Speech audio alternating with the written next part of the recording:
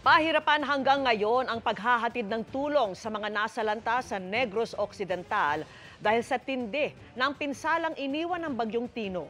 Karamihan sa mga residente walang naisalbang gamit, may ilang nanakawan pa. Nakatutok si Eileen Pedreso ng GMA Regional TV. 13 LGU sa Negros Occidental ang pinaka-naapektuhan sa sektor ng agrikultura sa pananalasan ng Bagyong Tino. Sa datos ng Provincial Agriculturist, mahigit 700 ektarya ng taniman ang napinsala kung saan aabot sa 1,145 na magsasaka ang apektado ang kabuhayan. Mahigit 35 million pesos ang danyos ng bagyo sa agrikultura sa probinsya. Sa La Carlota City, nabinaha ang lahat ng barangay. Problema ang pagkain, tubig, damit at iba pang gamit ng evacuees sa evacuation centers. Mr. President, tulungan niyo man kami. Walang-wala kami ngayon.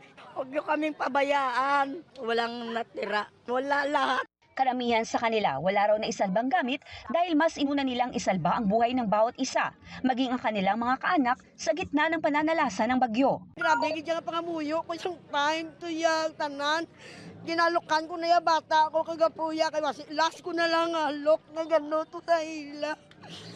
Si Albi na nawala na ng bahay, ninakawan pa. Ginkawatan pa ko.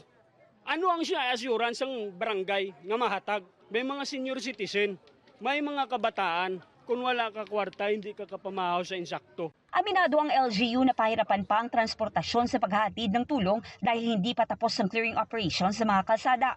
Ngunit tiniyak nila na sinusolusyonan na ang problema sa kakulangan sa mga pangangailangan ng mahigit 3,000 evacuees. Our city engineering office is double timing on that. Once we do that, basic services are faster. We are doing our best to really bring food. Kapangayon lang kami pasensya. Patuloy naman ang pakikipag-ugnayan ng PDRRMO sa mga LGU para sa relief operations. Nag-deploy naman kami sang amon nga water filtration truck. Damo man may nag-request for augmentation sang water. When it comes to food and non-food items naman naton, CPSWDO naton work hand in hand.